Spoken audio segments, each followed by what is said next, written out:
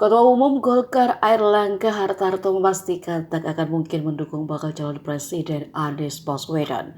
Pernyataan ini keluar usai isu Golkar digoyang ramai beredar. Hal tersebut pun dinilai baik oleh mantan Wakil Presiden Yusuf Kala. Airlangga yang ditemui media di Kompleks Istana Kemerdekaan mengungkap dukungan Partai Golkar kemungkinan hanya akan diberikan kepada bakal capres Prabowo Subianto atau Ganjar Pranowo, sebagaimana dilansir dari kompas.com.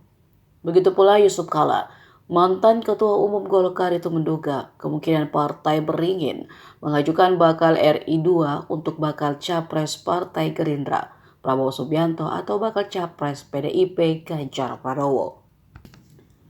JK mengatakan saat ini harapan Golkar adalah dengan masuk dalam calon wakil presiden meskipun dirinya mengaku tidak tahu banyak soal negosiasi.